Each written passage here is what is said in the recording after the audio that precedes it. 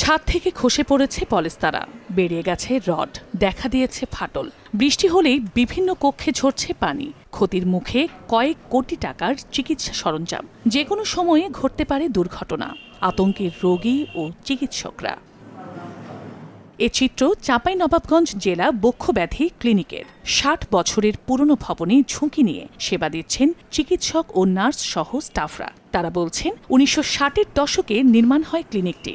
এরপর কয়েক দফায় মেরামত করা হলেও এখনও জরাজীর্ণ ও ভঙ্গুর অবস্থায় জেলার একমাত্র বক্ষব্যাধি ক্লিনিকটি।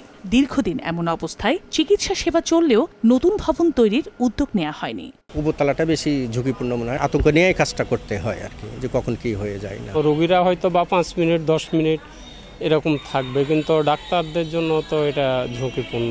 এখানে ওখানে ছাদ দিয়ে পানি পড়ছে, কখন ধসে পড়ে যাবে, ডাক্তারও মরবে, আমরাও মরবো। ছুট করে ছুটে পড়ে যাবে এমন অবস্থায় আছে, সব রড বাঁধিয়ে গেছে সে জায়গায়। ভবনটা আমাদের নির্মাণ কাজটা যত তাড়াতাড়ি বাস্তবায়িত হোক, এটাই আমরা চাই। ভূমিকম্প হয় বা কোনো প্রাকৃতিক কোনো দুর্যোগ হয়, তাহলে পরে বিল্ডিংটা ধসে যেতে পারে, এরকম একটা ভয় আছে। ভবনটি মেরামত করেও চালানো সম্ভব নয় বলছে স্বাস্থ্য প্রকৌশল অধিদপ্তর। আর নতুন ভবন নির্মাণের জন্য চাহিদাপত্র দেয়া হয়েছে জানালেন সিভিল সার্জন।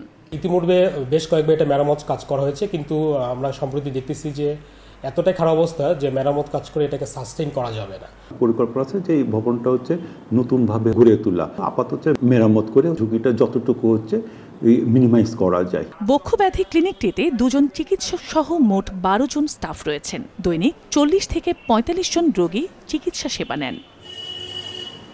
সময় সংবাদ, চাঁপাইনবাবগঞ্জ।